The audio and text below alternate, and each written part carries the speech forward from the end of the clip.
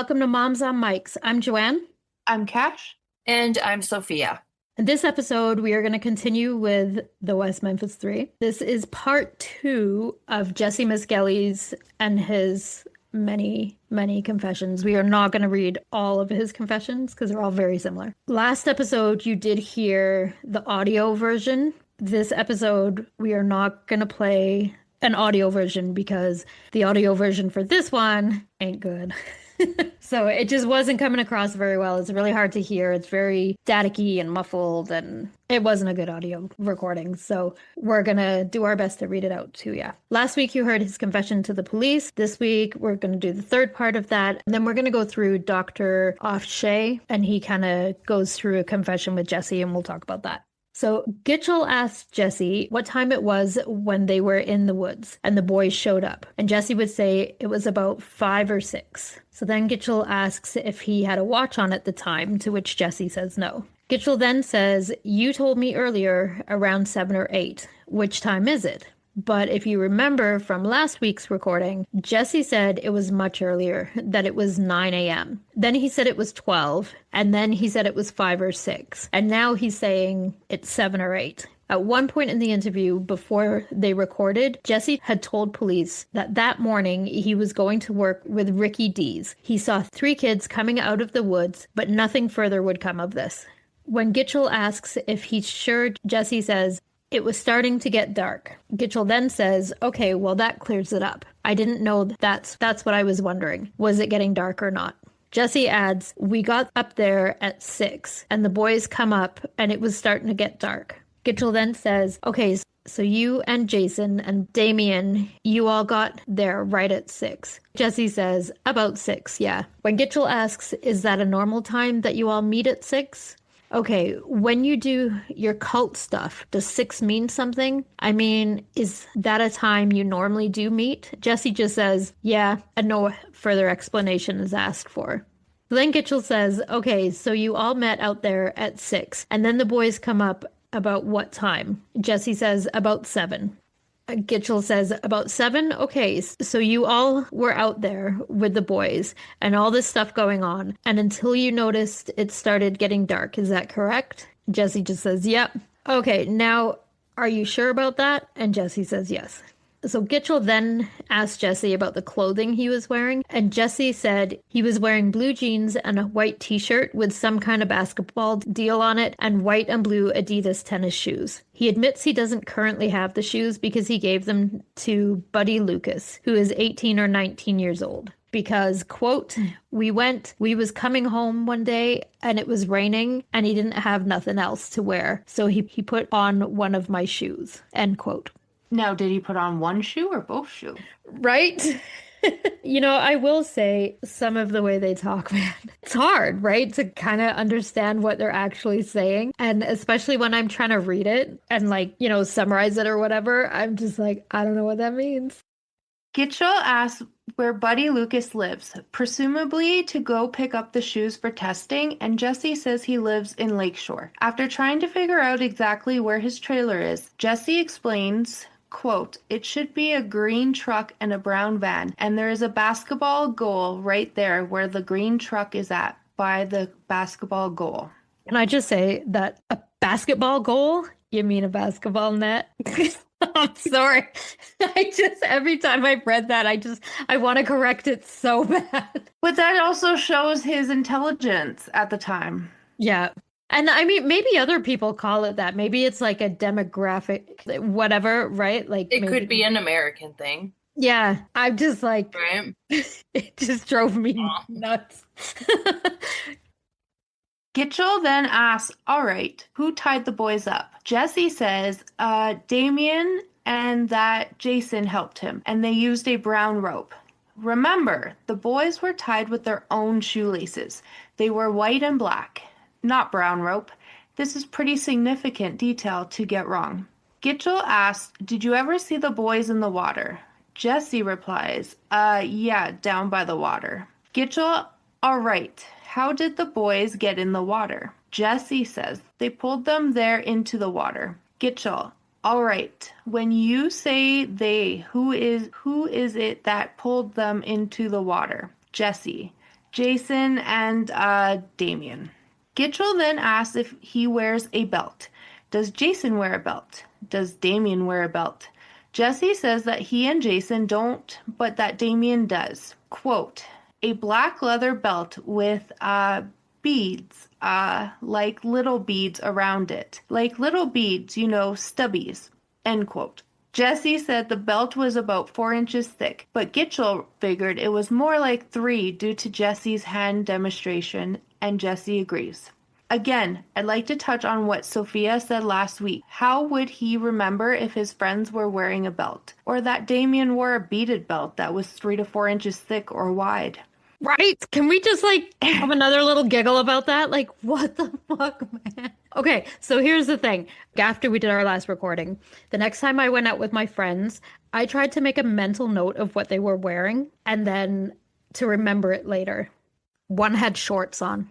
That's all I could remember. And I mean, I get it. He's a lot younger than I am right now, but that makes it even less likely that he's going to remember exactly what they're wearing. There's no way. There's no way. I don't remember. I went to work today and the closest people I work with, I cannot tell you what they were wearing. Yeah. And I also asked my son. So he's 26, which I get is still older than what these people are, but he's a lot closer to their age than I am. And I was like, hey, what was the other guys at work wearing today? He's like, how the fuck would I know? Yeah. Right? And I'm like, well, if there was an accident and you had to tell the police what they were wearing, he's like, clothes. Yeah. That's all I got. And so boy brain to boy brain, right? How the fuck would you know? Anyway, right? Mm-hmm. I think it has no significance whatsoever to the case.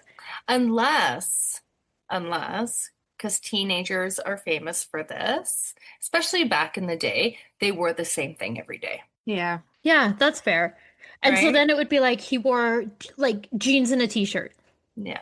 And this is such an insignificant part for us to be harping on. I know. For all you screaming out there being like, nobody cares. It doesn't matter. It doesn't. But that's the point. It doesn't matter. So why does he have so much detail about this when he probably doesn't actually remember even what he was wearing? Mm-hmm. Yep. Gitchell then asks which boys were raped. Jessie says Byers and the Branch. Gitchell, okay, so you know them by name and face. Well enough to call them by name? Jessie, uh-huh. Remember earlier, they made him read through the pictures with the names on the bottom. They have also been saying their names over and over for the last 8 to 12 hours. So I don't think I'd put too much stock into him saying he knows them well enough to call them by name. He also says that in the room, there was billboards with pictures from crime scene pictures and pictures of him and Jason and Damien and Christopher and Michael and Stevie with labels on them in the room that he is in. So all he's got to do is look at the picture. Mm-hmm. So I don't know if I would put any stock whatsoever into this at all. Gitchell asks if he saw the Moore boy. Was he raped? And Jessie said no. Gitchell asked who raped those 2 boys, and Jessie said Jason and Damien, that Damien raped the Byers by himself, and Jason and Damien raped the Branch. Gitchell also asked if anyone had oral sex with the boys. Jessie again said Damien and Jason, and just 2, Branch and Byers. When Gitchell asked how did they keep the boys quiet, Jessie said, put their hands over their mouths. Gitchell said, did they do anything else other than put their hands over their mouths? How did they finally keep them from being quiet? Because the boys bound to have been hollering. Jessie said they stuck their hands over their mouths first, and then they stuck their shirts into their mouth. Gitchell asked if they did anything else to make them be quiet, and Jessie said they stuck their thing in their mouth. Gitchell then asked if they were hitting them before that or afterwards, and Jessie said before and after, just trying to keep them off of them, just trying to keep Jason and Damien off of them. So Jessie just said, just trying to keep Jason and Damien off of them. That sounds to me like he's talking about Christopher Byers and Stevie Branch were the one hitting Damien and Jason. Gitchell was asking if Damien and Jason were hitting the boys, and he just breezed right over Jesse's response. Gitchell asked whose shirts they put in their mouth, and Jesse said Damien's. Gitchell then asked if he saw Jason and Damien have sex with each other, and did they have oral sex on the boys. Jesse said, yeah, one of them stuck their thing in one of the boys' mouth while the other one got the other one up the butt and stuff. Gitchell, okay, but did anyone go down on the boys and maybe suck theirs or something? Again, with the leading questions.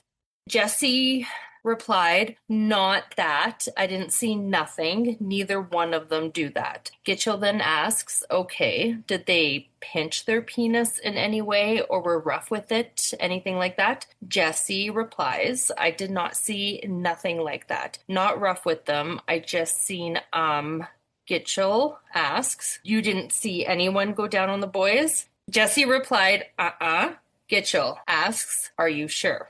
Jesse replied with, yeah, and Gitchell said, okay. Gitchell then moves on to ask if the boys' hands were tied up. Jesse says, right. Gitchell then asks how they forced these boys to have oral sex on them. How did they have a hold on them?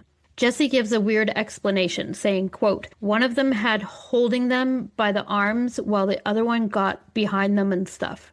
Gitchell then asks, did you ever hold him up here? Or we don't know what he's referring to, unfortunately, like when Gitchell is asking that. And Jesse explains that the one that was holding him up there at the front, grabbing him by his headlock. Gitchell then says, had him in a headlock? Did he have him any other way? This is clearly leading, by the way. Listen to how Jesse had said he's in a headlock. That's it. Like, why do you keep pushing it to be something else? Anyway, Jesse says he was holding him like this by his head, like this and stuff.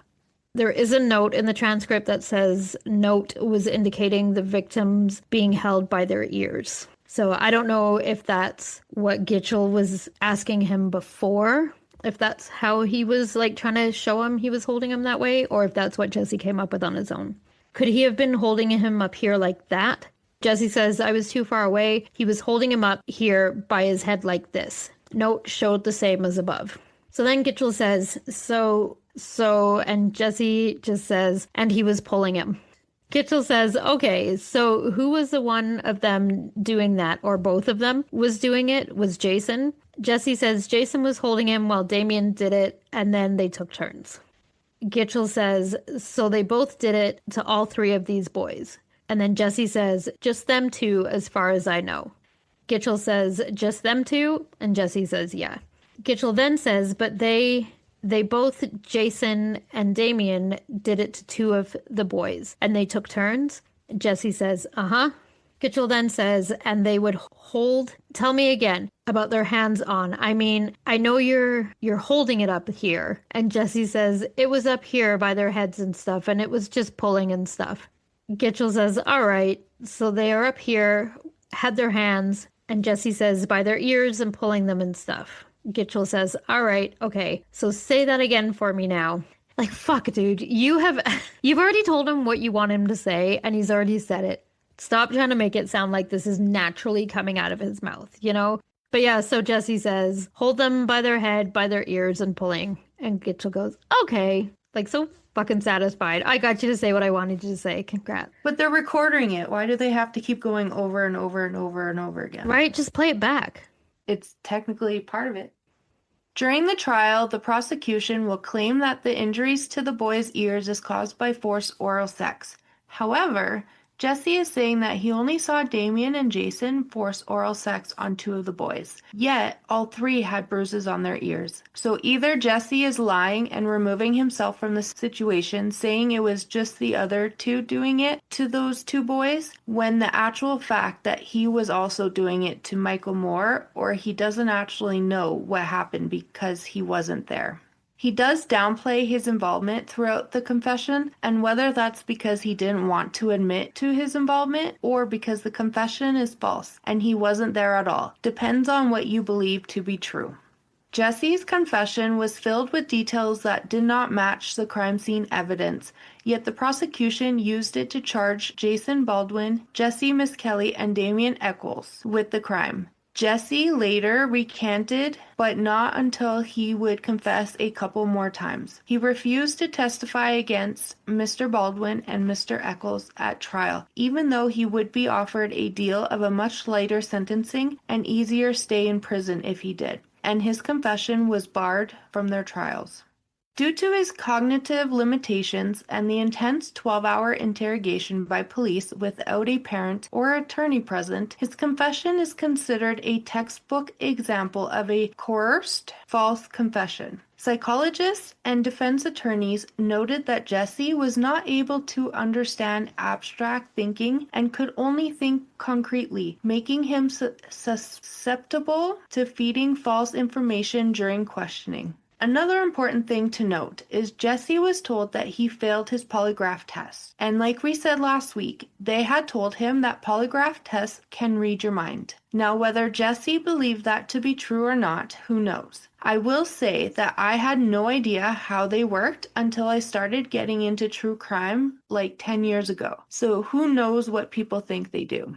But that aside, on question 4 of his polygraph test, which was supposed to be a baseline question that they used to see how his heart rate changes, they asked him if he had done drugs, then if he has sold drugs. Jesse was a drug user. He smoked marijuana, huffed gas, and drank alcohol. So of course that question made him nervous. And I can imagine he spent the rest of the test worrying about his answers to those questions. So it is likely that the whole test was wrong because of those questions. And frankly, the polygraph examiner should have known better. Yeah, this is something that I learned listening to the prosecutor's podcast. They talked about this, even though I disagree. And he's a lawyer, so he would probably know more. But Brett from that podcast does say he doesn't believe that Jesse had no idea what a polygraph test would do. Now, I'm going to say he's a prosecutor. He is on a way higher intellectual level than Jessie Misskelly was. And personally, I know it sounds dumb, but I thought, not that they read your mind, but I kind of had just blind faith in them, I guess, before like you said, before getting into true crime and stuff. But most lay people, and that's what they call, I'm not saying lame, that's what they call people that are not lawyers and stuff, within the court system. I don't know, how would you know? Unless you have experience or have been specifically told, how would you know how they work, right? And at 17, 18, if you've got learning disadvantages, who the fuck knows, right? And it's a different mindset when you're working for it. Yeah, so I do disagree with him on that. But I really appreciated the point that he made about the fourth question, when it's supposed to be your baseline questions, that's when you're supposed to ask, is your name this? Do you live here? Do you have brown hair? Are you a boy? That kind of questions. And they asked him, knowing full well, because he has been in trouble with the police for drugs, they asked him about drugs. So now he's nervous because he's been in trouble with the police before. And so, that's going to throw your whole test off. And I think that was, whether it was intentional of them to throw his test off, I don't know. But it was a fuck up of the polygraph giver person. Right. So they said that he failed his polygraph test. Yeah. Did they specifically say which part of the polygraph test he failed? No. Which questions he failed? Because he could have failed, are you a drug user? Do you sell drugs? Do you huff gas? And then if he said no. If he answered no and then got them all wrong, he failed in that sense. Exactly. Right? But we don't know if he failed in the sense of he had anything to do with the murder of the boys. Yeah. Basically, they told him he was, quote, lying his ass off. Right. But he could have been lying about anything. Right? Because I'm sorry. we don't know the questions. We haven't, right? Yeah. What if I had been asked by a cop at that age if I'd ever done drugs, I was going to say no. Even though I had, I'm not going to admit to it because I'm Right. I don't want to go to jail for doing drugs, so I'm going to lie. Yeah. Which obviously, we can look at it and say, what a dumbass kid. He should have just told the truth because doing drugs would not have been as big a trouble as going to prison for the rest of your life for a murder you didn't commit or whatever. Obviously. But in that moment, if he's telling the truth and if he didn't do this, the only thing he thought he could get in trouble for was the drugs. So he lied. Mm-hmm. And I'm sorry, anyone says that they wouldn't lie about anything, fuck off, you're lying. Because like you just do, right? You might not have do it intentionally. You're not doing it to be malicious, but like if the Right. cop pulls you over and goes, "Do you know how fast you were going?" How many of you all go, "Oh yeah, I was totally going like 50 over." You don't, right? You're like, "Oh, Like, no, I don't didn't. Was know. I going too fast? I'm sorry." Right? Yeah. I'm not sure. I didn't look. You just do. It's like you see a cop and you're like your brain goes, "Uh-oh, gotta lie." Yeah. So, I'm not making light of lying to cops. I don't mean it on like a big, huge scale. I just mean like the little shit you're not admitting to. No one wants to go to jail for marijuana. Yeah. Yeah. So I think that's really unfair. Like that Yeah. just spiraled everything. Unfortunately, like we've said before, the people that suffered the most from this are the families and Christopher Byers, Michael Moore, and Stevie Branch, because if the West Memphis Three actually did this, those boys still have not got justice because they're out. And millions of people believe that they didn't. Mm-hmm. So it's the 3 dead 8-year-olds that this is an injustice the most for. And if the West Memphis Three didn't do this, they lost 18 years of their lives because of stupid fuck-ups. Mm-hmm. Some discussions surrounding this case have raised the possibility of fetal alcohol syndrome disorder due to behavioral characteristics like suggestibility and confabulation, which means creating false memories. February 5th, 1994, Jessie goes to trial for the murders of Christopher Byers, Michael Moore, and Stevie Branch.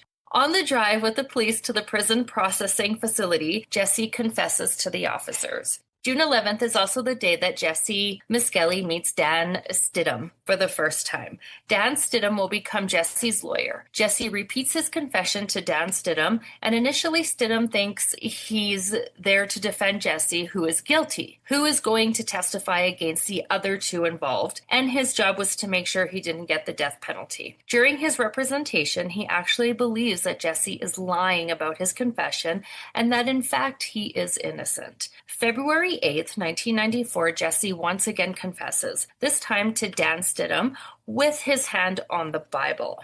Both confessions are heavily debated. Critics argue that the first was coerced and unreliable, and the second may have been influenced by psychological pressure, guilt, or confusion, rather than being a clean, independent admission. Supporters of the original convictions argue that multiple confessions suggest involvement. That tension is a big reason the West Memphis Three case remains one of the most controversial criminal cases in modern U.S. history.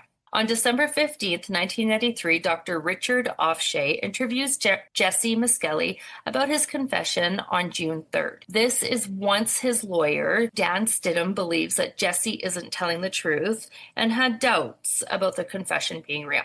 Dr. Offshay tells Jessie he wants to try and find out as much about what happened on the 3rd of June as possible. And the way they're going to approach it is they're going to talk about what they'll call the interrogation. He had all of the notes that exist about that day, the notes of the police officers, and then the transcript of the 2 statements that were recorded. He is going to use those to walk him through what happened.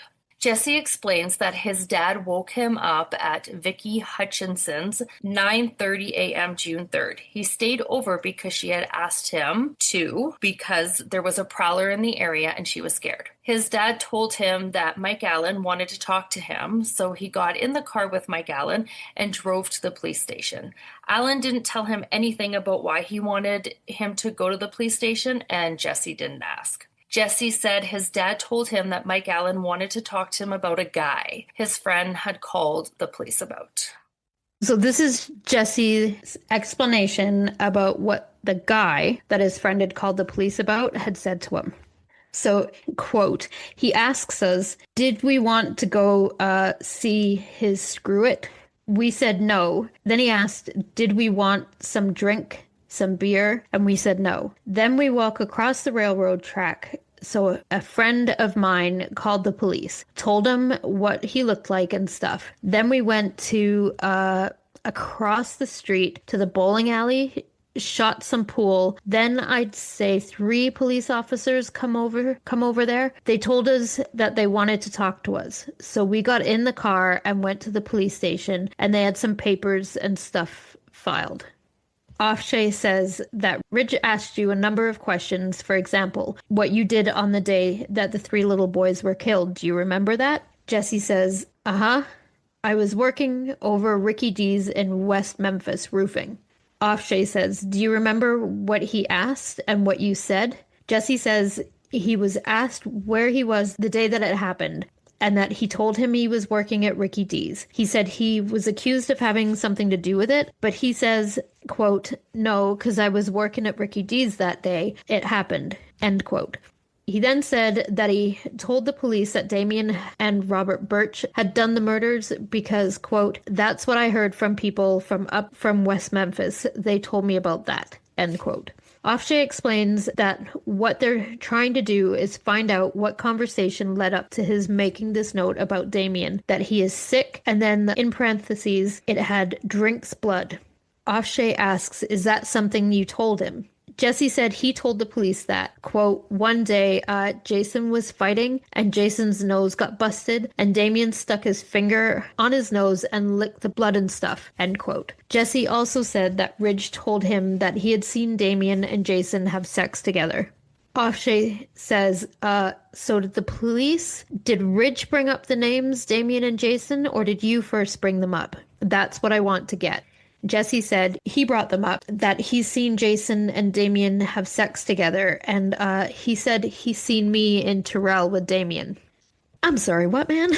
He just happened to see them having sex together? It's fucking weird. He's just adding to his story.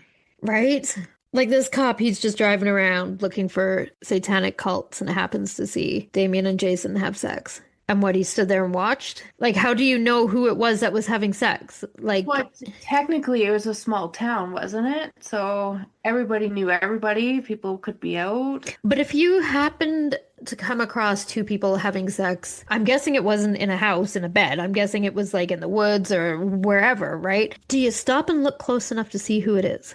No, but I'm just saying, like, it could be because everybody knows everybody. It's a small town, you know? Yeah, I don't know. You like just automatically know who it is. Just by the way their stature is. But how would you know their stature while they're doing it? Like, they're having sex. Yeah, but that's what I'm saying. Are you close enough to them? If you're like, hey, look at those 2 having sex over there. Let me get close enough to see who they are. Like, you're just personally, and this could just be me. If I'm walking around and I'm like, oh God, they look like they're having sex, I automatically turn around. Cover my face and scurry away. Like, I'm not gonna be like, hey, who is it over there having sex? Let me go take a wander and check it out. Or maybe he noticed his beaded belt. I'm just saying, how the fuck?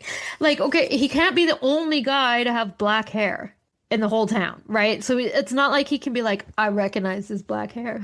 Hey, I'm not saying that he was right. I'm just saying. No, I know. I'm just saying, like, how? Explain to me.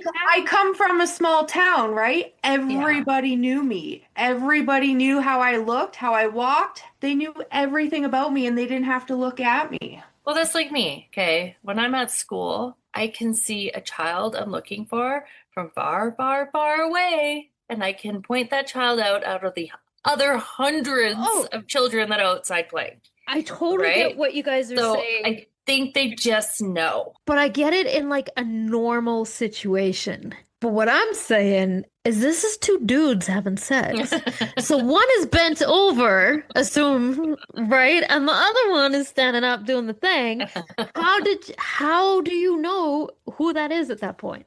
Like, okay, maybe Damien was a very recognizable presence. I got it. So you can tell who that is. How do you know who the other guy is? Because you see him. Bent over? Like, I don't know. Yeah, maybe his face isn't, like, in the ground. And who's to say it was in a bush? It could have been on the side of the road. What the fuck? Okay, maybe, all right, I'm prudy. I'm like, look, if you're having sex outside, of course you're hiding in bushes. And so I don't understand how he's seeing them. But maybe they were a little bit more open and doing it right there in the... Maybe. Who knows? I'm not judging. I am not here to judge or kink shame. You do you, man. I'm just saying he sounds a little pervy. The cop. That's all I'm saying. Checking out who's doing what in the bushes. Leave him alone. Let their freak flag fly, man. Offshay asked Jessie what he said to that, and Jessie replied, I told him I hadn't ever been to Terrell with Damien. He said, I have seen you rolling, but you've been there with Damien because I've seen you. I've kept on telling him I haven't. Offshay continues, stating that it also says that you don't know anything about the murders. Do you remember saying that? Jessie says he does. Akshay then asks who Robert Birch is, explaining that his name is there twice. The first time he's mentioned is to do with Damien, and Robert Birch had, quote, done the murders. The next time it's mentioned a couple of lines later. It's that you don't know very much about Robert Birch. He asked Jessie if he knows who Robert Birch is, and if he remembers his name coming up in this conversation with Detective Rich. Jessie says he used to live across the street from him, and that he brought Robert Birch up, saying, quote, that's what I heard about it. That's when I thought Robert at first may have did it, 'cause that's when I heard from it. When I went to skating, that's when a whole bunch of people started saying that. And thought Birch and Damien did it. I heard it was Robert Birch, and then, people asked Robert Birch, and they said no. Offshay asked Jessie if in the very beginning, in this first part of the questioning by Alan and Ridge, if he had a feeling that they thought he had done something wrong, or if they were just checking things out. He asked if Jessie understood the difference between somebody asking him about something versus somebody kind of presuming that he did something wrong. Jessie says, quote, I didn't know if I'd done nothing wrong or not, because, I hadn't been in trouble in a while. Jessie said that the police were treating him okay in the beginning, that they didn't start treating him badly until after he took the polygraph test, that the police were talking about giving him the polygraph test, but they couldn't because he was underage, so they would need to get his dad's signature, and that he volunteered to take it. But he didn't actually know that Mike Allen did go get his dad's permission. Offshay then reads the next part of the note and asks Jessie to tell him about what led up to it. The note says, quote, deny any satanic activity. Offshay says that tells me that they must have asked you about satanic activity, about being involved with some satanic cult group or something like that. Do you remember them asking you about that? Jessie replies with, That's when Ridge asked me, told me that he seen me up in there in Terrell. He told me he seen me in Terrell at a cult meeting with Damien, and I kept telling him I haven't because I haven't been to Terrell. When Offshay asks what he thought about him telling you he saw you someplace where you knew you'd never been, Jessie says, I don't even know where he thought that up from. It shocked me to say he seen me somewhere I hadn't ever been. Offshay asked Jessie if he told him he hadn't been there, and Jessie said, right. He asked me after he say he seen me down in Terrell in a cult meeting with Damien. I kept on telling him I wasn't. He said that I ain't seen you rode with Damien or nothing. You could have rode with Vicky or something. I said, no, I don't go nowhere with Vicky. I hadn't been to Terrell. Offshay says that means that he was telling you that Vicky was there too. If he says maybe you rode there with Vicky. Jessie replies with, I don't know how he got that, even though I just told him I hadn't ever been there, which I hadn't. Kept on telling him no, I haven't. Raised my voice up a little bit, and Offshay then talks about another note that says Damien drinks blood. He asked Jessie if he knew how that would have gotten in there. Jessie explained that was because of the story he had told him about Jason being in a fight and having his nose busted, and Damien put his finger on it and licked it. Offshay then asked what kind of a guy Damien was saying. I mean, that's a pretty strange thing to do, to go up and catch up somebody's blood on your finger and lick it off. Jessie says, I mean, when I first met him, he seemed pretty weird to me when I first met him. And I don't know. He quit school. People didn't like him enough, because he acted weird and stuff. He didn't wear shoes to school or socks. He'd walk around barefooted. Offshay says, must have gotten pretty uncomfortable in the winter. Jessie replies with, I guess. I don't know. He's a psycho. That's what I heard about him. He's a psycho. Offshay asked Jessie what happened when they got permission from his father for the polygraph test. Jessie says, then the guy that gave it to me, he started explaining to me. You know how it works. He just told me that whatever you say or something will show me. That it showed them if you are right or wrong. And he put something around my arm and stuck something on my finger. And I was facing the wall and he started asking me some questions. That was hard to read. Right? Like, none of that made sense. But okay, here we go. It's just every time he speaks They talk openly. like Hicks. Yeah. I mean, it is West Memphis, Like Arkansas. hickey So, farmers / you know what I mean? Like Yeah. slang. Like, and I don't mean that as a diss to West Memphis, no, Arkansas. not at all. It's Not at all. completely But different that's- to what. that's- Yeah, the dialect is so much different. Yeah. And it's just Yeah. everywhere has a different dialect, right? So sometimes it's really hard to understand. Yeah. But with Jessie, not only do we have this totally different dialect, but due to his intellectual deficits, he doesn't speak very well. You can tell he's not sure how to communicate what he's feeling or what he's thinking, right? Like it's not coming out in his words. That's why it's so broken up. And he's really struggling to explain, I think. And I think this is a lot of the reason why things happened that happened. He can't communicate. He screams neurodivergent to me. I'm sorry, but he totally does. Okay, so then Offshay says, did you tell him the truth when you answered those questions? And Jessie says, all of them but one. Offshay says, well, which one did you not tell him the truth about? And Jessie says, about drugs. Remember, we just talked about the question about the drugs and how that question could have made him nervous. And here Jessie is admitting that he lied about that, which could have definitely thrown the whole test off, right? So Offshay asks if he had told the truth about the others, and Jessie said he had. Offshay then asked what they told him when the test was over, and Jessie said he told me that I was lying because my brain was telling them.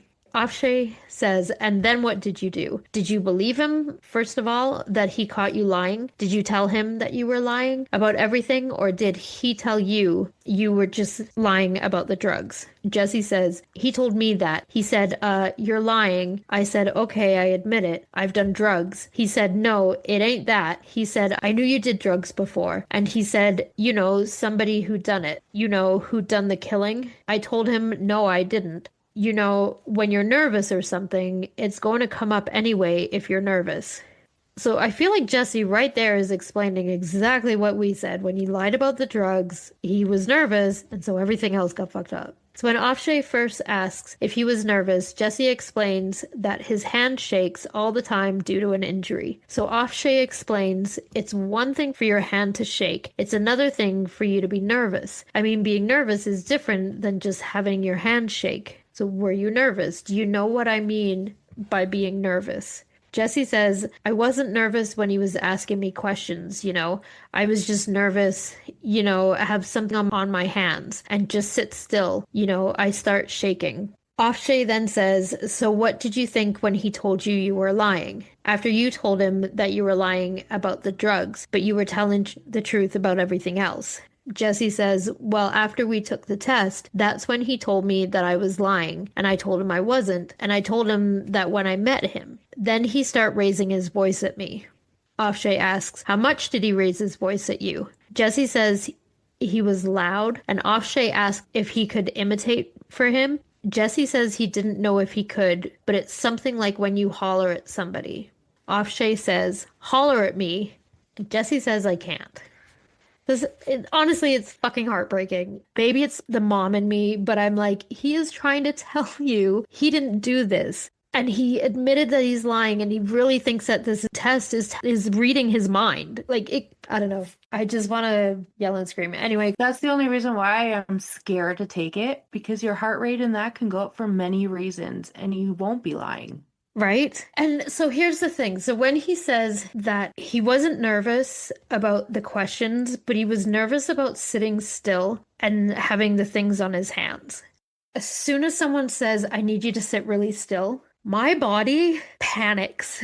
And I get it, for most people, it's like, just fucking sit still. That's not, for neurodivergent brains, sitting still is like impossible almost. Like, I don't even know if we're still when we're like asleep. In fact, I know I'm not as still when I'm asleep. It's really hard. Like, and so the whole time in your brain, you're going, stay still, stay still, stay still. And so then you end up like nodding or moving or something. It's not as simple. And I think the unfortunate thing is this was in 1993, so it wasn't understood to the extent that it is now. And having weird things on your hand, when I'm at the dentist and I have the weird thing on my finger, like that checks your pulse because I have the gas because I'm a baby, and that thing on my finger, they're like, just keep that hand still. That hand is like waving all over and it's tapping shit.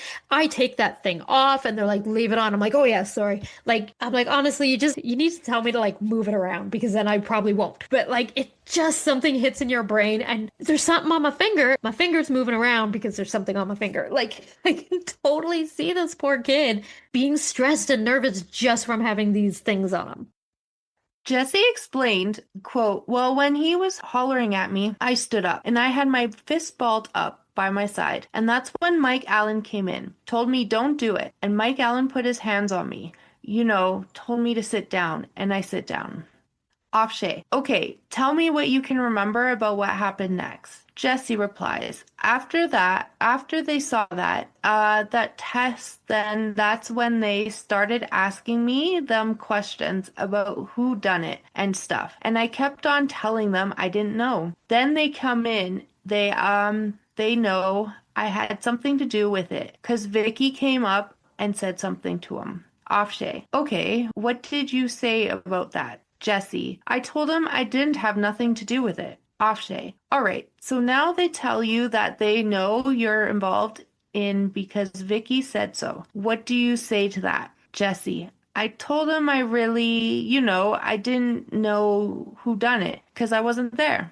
Afshay, tell me about each question you can remember. I know no one could remember everything that happened. What I'm asking you to do is tell me. Take as much time as you need. Jessie replies, they asked me what about the day it happened. I said I was working for Ricky D's, and Josh, I said, when I got home about 5, I was supposed to help my daddy blow the porch, and my dad had to go to DWI school, and I went to down the street where I babysit, and she wasn't at home, and I was going to go to my girlfriend's. Then I saw a cop car pull up, and he asked, I told them that they wasn't at home, and they went down the street. And he took off and went down the street, and then I went down the street to see what happened. And this woman slapped her kid, and I was standing back there while it was going on. Afshay, and what did they say about this? Or did you tell them more before they said anything, or did they say something at this point? In other words, how much of the story about what happened that day did you tell them before they said something to you? Jessie says, they told me that I couldn't believe it. Saying I was there, and I was. Afshay asks, okay, do you know about how they reacted when you told them what happened the afternoon after you got home from work? Jessie replies, they didn't. They didn't believe me. Afshay asks, what did they tell you about it? Jessie replies, well, that morning I saw 3 kids by a bridge going to work with Ricky D's, and I told them that a cop, he stopped on a bridge talking to one of them. I couldn't see who they was because they was too far back. Then that's when they start asking me question, and I told them that I couldn't tell what they was wearing or what they look like. And he said, well, these 3 boys, they went to school that day and they got out. I think they said, but I was working at Ricky D's and I didn't get off until 5. Sorry, hang on. Okay. So he's saying that he saw three boys that were walking across the railroad tracks, right? And he saw them in the morning, which, if you remember, he said on his original confession that the boys were there in the morning. Right. Right. So I wonder if he saw these three different, like, if these three boys were not the same boys, they weren't Christopher, Michael, and Stevie. Like, they were just three random boys walking across this bridge that he and this other guy saw, and he's making that connection. Mm-hmm. Maybe. Like, it could have just been three random boys he saw that morning on his way to work. And so that's what he, like, there was three boys there. And that's why initially in his confession, he said at 9, because he was talking about these three boys. Right. Offshay asks, then what happened? What did they do next? Jessie replies, well, he said he heard I was there and I told him I was not there because I was working at Ricky D's. And then Gitchell showed me a picture of one of them and then I started crying. Then he waited for me and then he started asking me questions and then he drew a circle and put 3 dots in the middle, then put X's around it and said that was them and we was in the middle. He said, what's going to get you out is you can be with us or you can stay in there. I said, I want to get out. If I'm in that circle, I want to get out. And they started asking me questions about, they told me about where the boys was laying at. Then they said about was one laying by a tree or a waterfall, or something like that. Then I came up with the wrong answer and Rich started shaking his head. No, you know where he was at. Offshay says, let's go back for a second. They show you a picture of one of the dead boys and you started to cry. Jessie replies, well, he looked cold. The way the picture looked, the boy's face was cut up. Offshay asks, so what was it about the picture that made you cry? Jessie replies, well, it was just his face was all messed up. And that's when I started crying. And that's when they started asking me the questions. And when I got something wrong, they started shaking their head no. And when they said something, then I said it. They kept on asking me questions. Offshay asks, you described drawing a circle with you and Damien and Jason inside the circle. What else was said about that circle?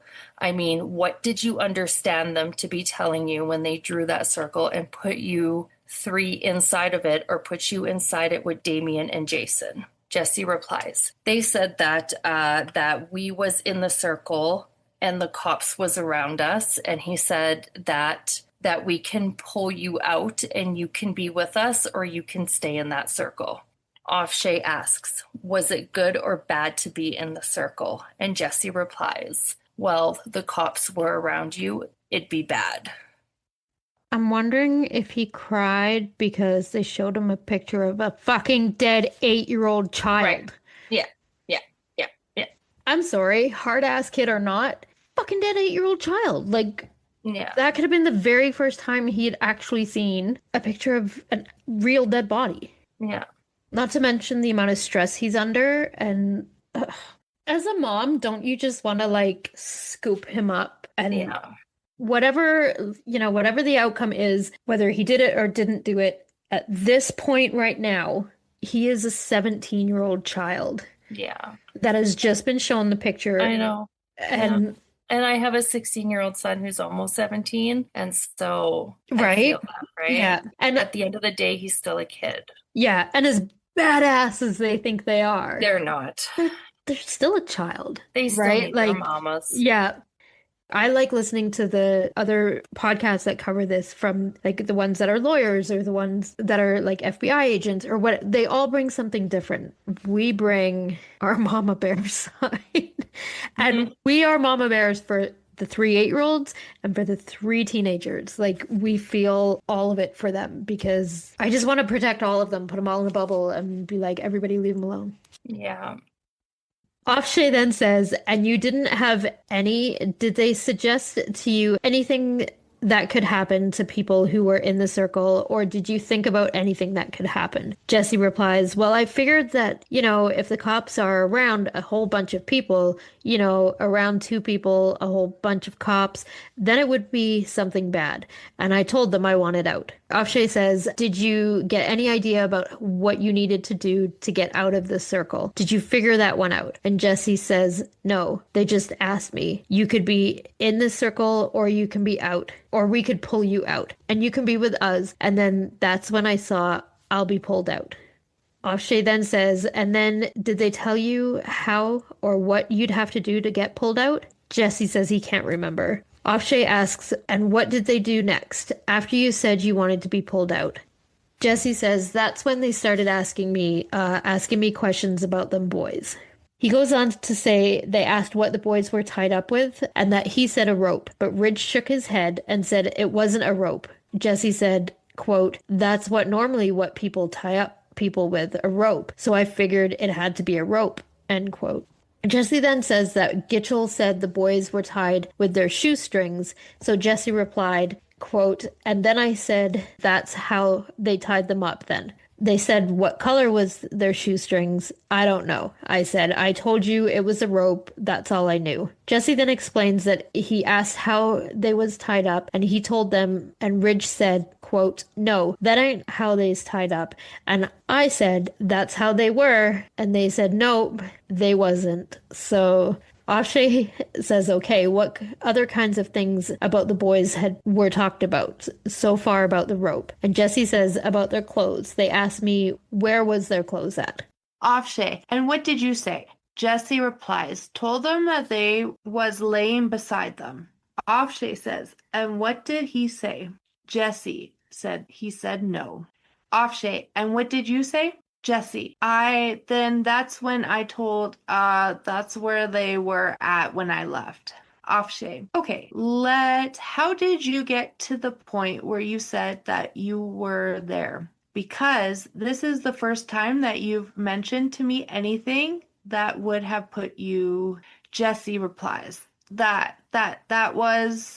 when Ridge was saying that I was there, and I told him I wasn't. And he said, yes, I was. And then he kept on egging it on. Then I said, fine. I said, okay, I was there. Afshay, okay. Jessie, that's how I got in there. That's how I got in there, in the picture. Afshay, how many times did you tell Ridge you weren't out there before you? Jessie said, a bunch. I'd say about 10 or 15 times. Afshay, I want to get your description of what it was like when you were telling Ridge that you weren't there and he's telling you you were there. What was going on with you when he did that to you? Jessie replies, he just made me feel that, how could he say I was there and I wasn't? I wasn't nowhere near the place. Afshay says, did you make a decision to change what you were saying or what? How did it happen? All I understand. Jessie, well, after he kept on and kept on, I figured in my head, well, he ain't going to stop until I say something. What he wants to hear. So I finally said, okay, I was there. Then he said, who else was there? And I started thinking, Damien, he likes to drink blood. And Jason is the kind of person that could. So that's when I brought them in the picture. Afshay says, up to that part, it was that other fellow. Jessie says, Robert Birch. Afshay, Birch. That's what I was thinking. So now it becomes Jason. What made it Jason? Jessie replies, well, Jason is the type of person that carries a knife around all the time. So anyway, he is the kind of person who likes blood.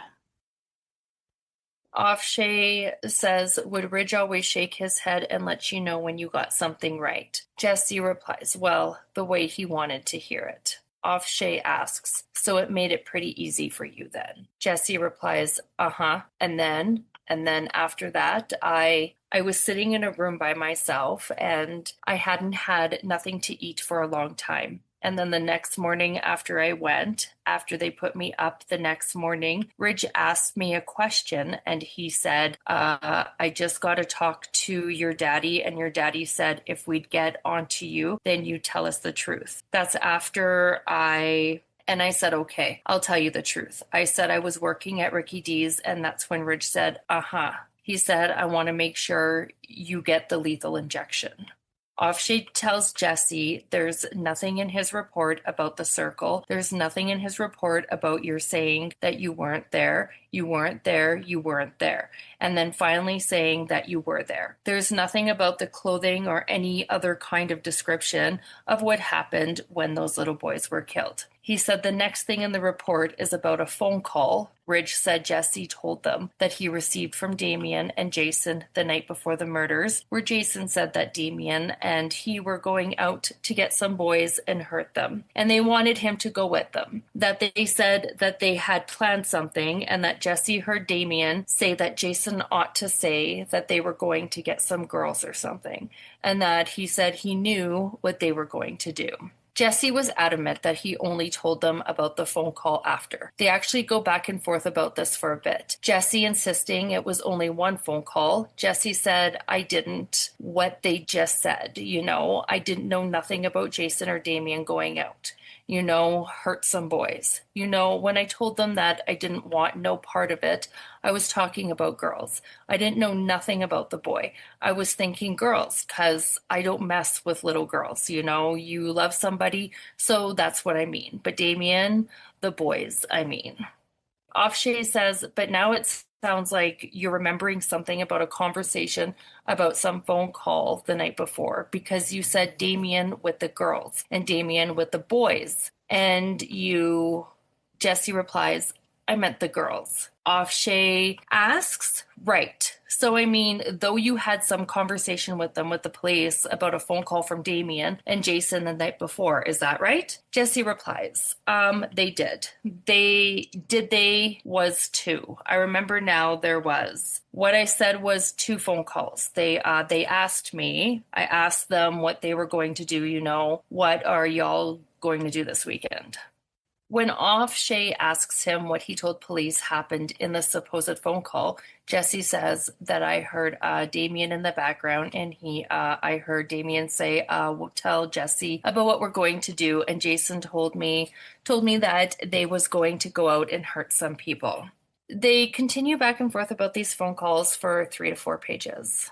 Offshay asks, we agreed that this is a phone call that really did not happen. Is that correct? Jessie replies, it did not happen. Offshay, okay, now I'm asking, why did you tell the police that it happened? What led up to what made you tell the police about this phone call? Can you remember? Jessie replies, I can't remember. This seems to be Jessie following Offshay's lead. So then Offshay then says that the next thing in the notes is Jessie stated that he saw pictures of the boys killed during a meeting. Let's take that in 2 parts. Did you ever tell them that you had seen pictures of the boys who were killed? Jessie says, I told them I see pictures of them. Offshay says, had you gotten newspapers with photographs? Jessie says, I hadn't ever seen the boys, period. And I told them that. And I told them that I'd seen them, but they's on some little bikes around some houses. I hadn't even seen them before. After Ridge said he done seen me, that he seen me at some cult meetings. And after he kept on, then I finally said, okay, I was at a cult meeting. And I told him that I'd seen pictures of them. I had just seen pictures. I ain't never seen the boys, not even on TV. I ain't ever seen them. Offshay says, okay, now the next part has to do with you telling them about the satanic cult. Do you remember what you told them about that? Jessie says, I told them that we go out, kill dogs, and eat them. But he admits that he doesn't and says, I don't even eat chicken.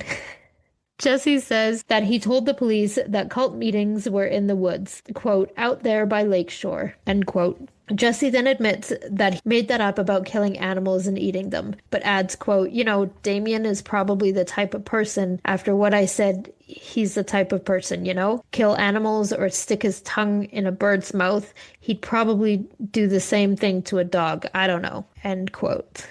Offshay asks Jesse where he got the idea from, and when Jesse says he made it up, Offshay uses a great analogy to question him further. If somebody asks you about what it's like in New York City, you ever been to New York City? Could you make up a story about what it's like in New York City? Jesse says, yeah, I could make one up. And Offshay continues, okay, because you've seen movies about and heard about and saw it. Okay, what I'm asking you about is how did you know to make up of stuff about killing animals? Jesse then says, well, I figured, a cult is gotta be go with some things like Satan, the devil. So I figured, and killing animals was a part of one. So now this makes sense, right? If you were to tell a story about something you didn't really know anything about, but you'd seen pictures or there's certain theories that you can understand, you could probably make up a story, right? Like I've never been to a satanic cult meeting, but I'd assume that there was that kind of stuff there, right? Because what you've seen in horror movies or TV shows or whatever, right? So this makes total sense that Jesse could pull shit like this out of thin air kind of thing,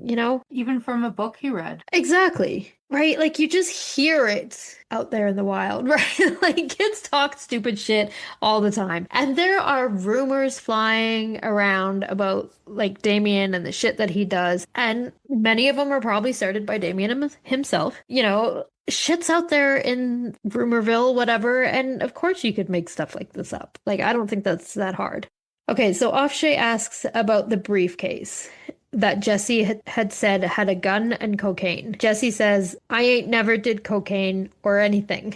Which, I'm sorry, but that's pretty funny that that's what he takes out of that question, right? He's like, whoa, whoa, whoa, I didn't do cocaine. Like, he also said he told the police there were guns, marijuana, and pictures in the briefcase. That's all I said. I didn't see anybody with no cocaine. He said the pictures were of the three boys on a red bicycle and they were riding by some houses. When Offshay asks him what made him pick a bicycle instead of a scooter, Jesse said, well, I've seen on TV that the boys' bicycles, and that's where I got red from. And four houses. I mean, not four houses, but the white houses mainly. Well, most people's houses are white. So that's why I said white. It just popped into my head, Just that's what I mainly told them. Jesse said he told the police about Damien going to West Memphis to watch these boys in the woods when they were killed. It just, quote, popped into my head that because Damien, he don't stay in one place long. He always walks around.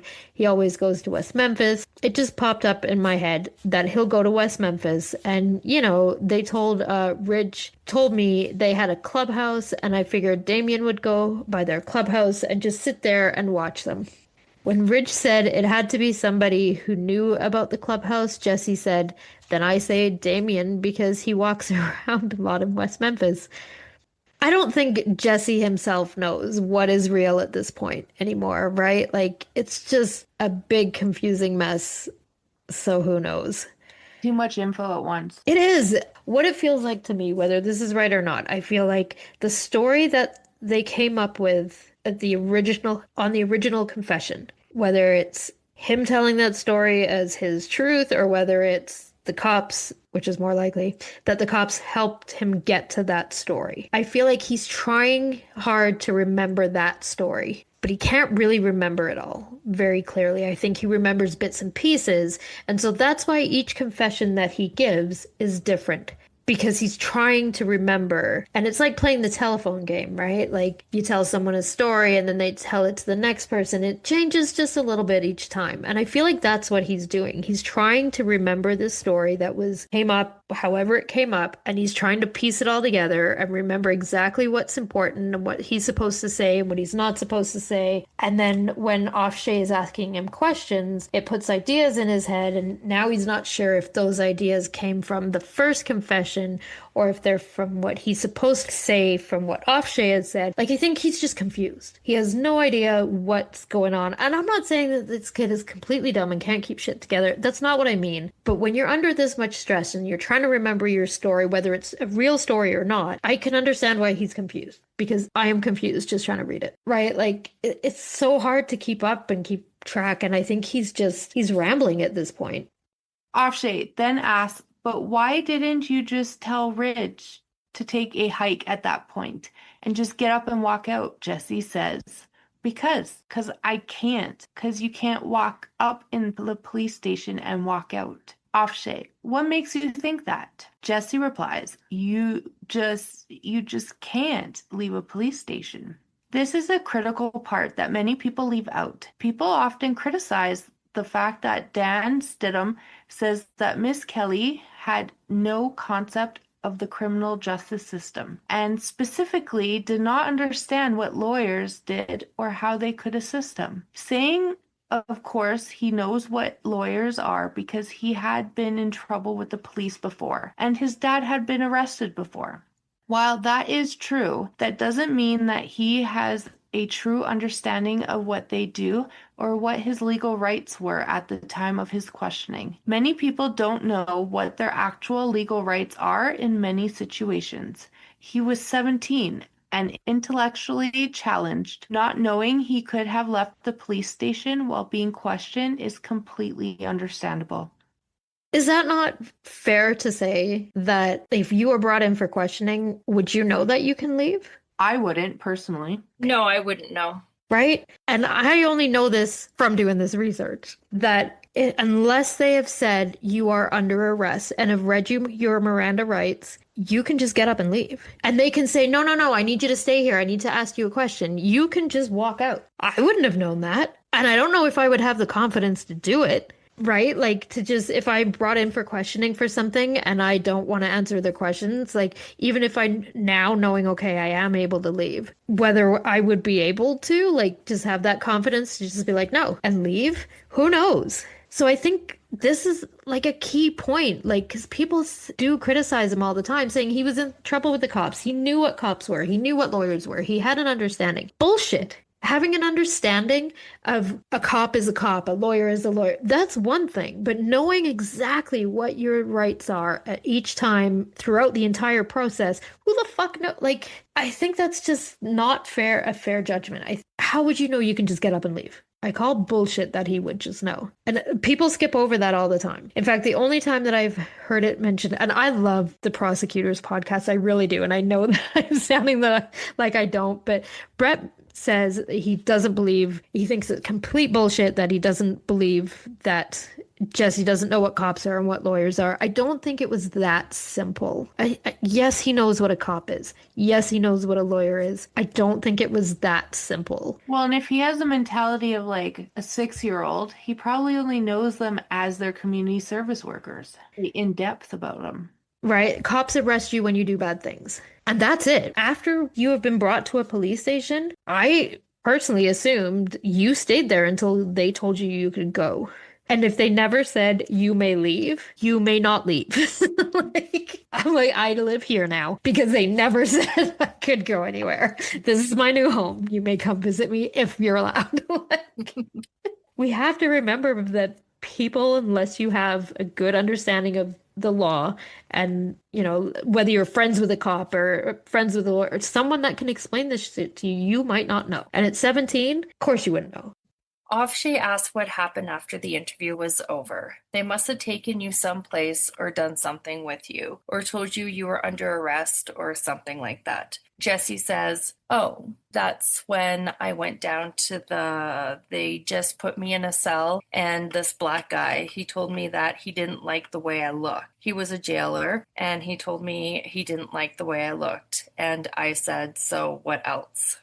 Jessie then said that he didn't know they were putting him in a cell. He didn't know that he was under arrest. He said he asked them. I told them, I asked, could I go home? And they said I could go home in a little bit. I kept on asking them. They didn't tell me I was under arrest or nothing. They didn't tell me what I was charged with or nothing. Jessie, the whole time he was there, he continued to ask if he could go home. The first time he asked, he was right after taking the polygraph test. He said that after they had put him in the cell, he thought he would then get to go home. He said he figured out he wasn't going to get to go home after he spent the night there.